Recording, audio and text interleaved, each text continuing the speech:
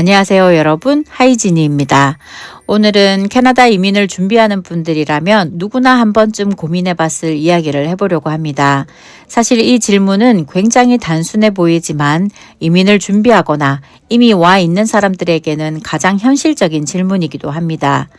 캐나다 가면 도대체 뭐 해 먹고 살지? 생각해보면 이상한 질문입니다. 한국에서는 이미 각자의 직업이 있었기 때문인데요.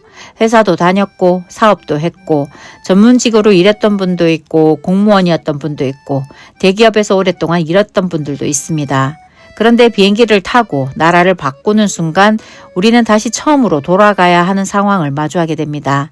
한국에서 10년, 20년 쌓아온 경력이 캐나다에서는 단 한 줄의 이력서로 줄어들기도 합니다. 그리고 면접에서 가장 많이 듣는 질문이 있습니다. 캐나다에서 일한 경험 있으세요? 이 질문 하나 때문에 많은 이민자들이 자신감을 잃기도 하고 길을 잃기도 합니다. 오늘은 그 현실에 대해 이야기해 보겠습니다.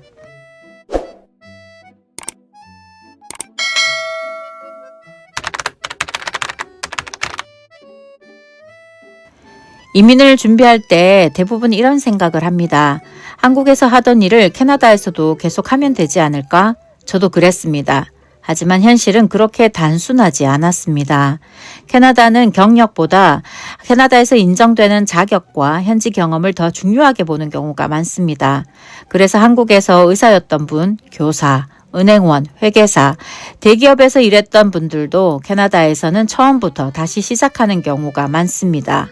한국에서 높은 연봉을 받던 사람이 창고에서 일하기도 하고 공무원이었던 분이 리테일에서 일하기도 하고 전문직이었던 분이 배달이나 물류 일을 시작하는 것도 흔한 이야기입니다.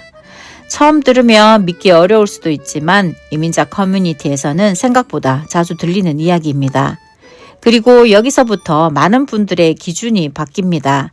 한국에서는 직장을 고를 때 연봉, 성장성, 복지, 적성을 중요하게 봅니다. 하지만 이민으로 오면 조금 달라집니다. 특히 영주권을 준비하는 시기에는 내가 하고 싶은 일보다 내가 할 수 있는 일이 먼저가 되는 경우가 많습니다. 어떤 직업이 영주권 취득에 유리한지, 어떤 직업이 채용이 꾸준한지, 어떤 직업이 안정적으로 오래 일할 수 있는지 이런 현실적인 기준을 먼저 보게 됩니다. 연봉이 조금 낮아도 적성과 조금 맞지 않아도 우선은 캐나다에서 자리 잡는 것이 더 중요하기 때문입니다. 실제로 많은 이민자들이 첫 직장은 생계를 위한 선택을 하고 영주권을 받은 이후에야 자신이 원하던 일을 찾는 경우도 많습니다. 그래서 이런 말도 있습니다. 좋아하는 일을 찾기 전에 먼저 살아남을 수 있는 일을 찾아야 한다. 사실 제가 이 이야기를 하는 이유는 저 역시 같은 과정을 겪었기 때문입니다. 많은 분들이 아시겠지만 저는 지금 캐나다 로컬 치과에서 근무하고 있습니다. 그래서 종종 이런 이야기를 듣습니다. 한국에서도 치과에서 일했으니까 캐나다에서도 쉽게 정착하셨겠네요. 하지만 현실은 전혀 그렇지 않았습니다. 네, 저는 한국에서 치과위생사로 일했습니다. 그래서 처음에는 단순하게 생각했습니다. 비슷한 일이니까 금방 적응하겠지. 하지만 캐나다 치과는 완전히 달랐습니다. 시스템도 다르고 장비도 다르고 진료 방식도 다르고 환자와 소통하는 방식도 달랐습니다. 무엇보다 가장 큰 벽은 영어였어요. 환자가 말하는 불편함을 정확히 이해해야 하고 의사의 지시를 즉각적으로 이해해야 합니다. 작은 오해 하나가 환자의 안전과 연결되기 때문에 항상 긴장 속에서 일해야 했습니다. 퇴근하고 나면 이런 생각을 정말 많이 했습니다. 내가 과연 여기서 계속 일할 수 있을까? 괜히 이민 온 건 아닐까? 치과에서 일하면서 정말 다양한 사람들을 보게 됐습니다. 그 중에서도 가장 많이 기억에 남는 건 본인의 나라에서는 치과 의사였던 분들이었습니다. 한국뿐 아니라 중동, 남미, 유럽 여러 나라에서 오랫동안 치과 의사로 일했던 분들이 캐나다에서는 치과 어시스턴트나 하이지니스트로 일하는 모습을 보게 됐습니다. 처음에는 저도 많이 놀랐어요. 치과 의사였는데 왜 다시 어시스턴트 일을 하지? 하지만 이유를 알고 나니 이해가 됐습니다. 캐나다에서 치과 의사가 되기 위해서는 해외 면허가 있다고 바로 진료를 할 수 있는 것이 아니기 때문이죠. 까다로운 인증 과정과 시험, 그리고 추가 교육이 필요한 경우도 많습니다. 시간도 오래 걸리고 비용도 상당히 많이 듭니다. 그 사이에도 생활비는 계속 필요하고 가정을 책임져야 하는 분들도 많습니다. 그래서 현실적으로는 먼저 치과 어시스턴트나 관련 직종에서 일하면서 경험을 쌓고 시험을 준비하는 경우가 많습니다. 이 모습을 보면서 저는 한 가지를 크게 느꼈어요. 이민은 능력이 부족해서 다시 시작하는 것이 절대 아닙니다. 시스템이 다르기 때문에 누구나 출발선이 바뀌는 것뿐이죠. 이민 와서 자존심 무너지는 경험 많이 하셨을 것 같습니다. 정말 많은 분들이 공감하실 것 같아요. 한국에서는 후배도 있었고 직원도 있었고 명함도 있었고 누군가에게 인정받는 위치에 있었을 겁니다. 그런데 캐나다에서는 20대 상사에게 배우기도 하고 영어 때문에 실수하기도 하고 손님이 하는 말을 못 알아듣기도 합니다. 그 순간 이런 생각이 들기도 합니다. 아, 내가 여기까지 오려고 이민 왔나. 하지만 시간이 지나고 보면 거의 모든 이민자들이 비슷한 과정을 겪고 있었습니다.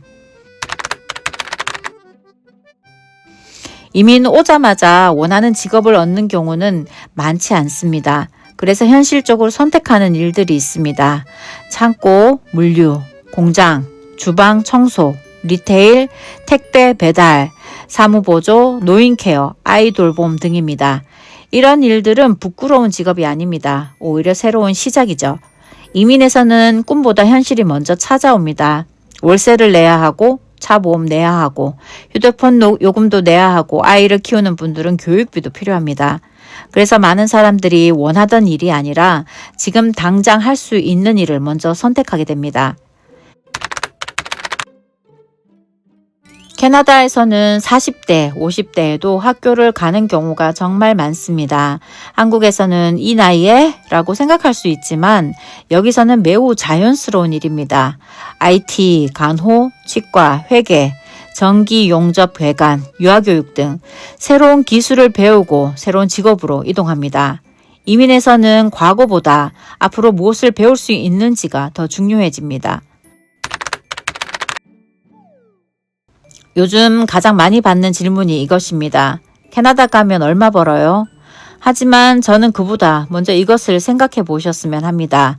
내 직업이 현지에서 인정되는가? 영어로 실제 업무가 가능한가?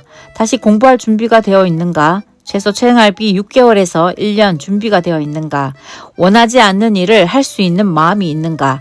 이 5가지가 준비되면 이민 충격은 훨씬 줄어들 것 같아요. 이렇게 힘든데도 많은 사람들이 캐나다에 남습니다. 처음에는 정말 어렵습니다. 하지만 시간이 지나면 조금씩 안정이 생기고 언어가 익숙해지고 사람이 생기고 삶이 자리 잡기 시작합니다. 그리고 어느 순간 이런 생각이 듭니다. 아, 이제 여기가 내 삶이구나. 저는 지금 캐나다 치과에서 일하고 있습니다. 하지만 그 모습이 있기까지 과정은 결코 쉬운 길이 아니었어요. 수없이 흔들렸고 자신감을 잃었고 앞이 보이지 않는 시간도 있었습니다. 하지만 한 가지는 분명합니다. 이민에서는 어떤 직업으로 시작했는지가 아니라 끝까지 버티고 적응했는지가 더 중요합니다. 오늘 영상도 도움이 되셨으면 좋겠습니다. 시청해주셔서 감사합니다.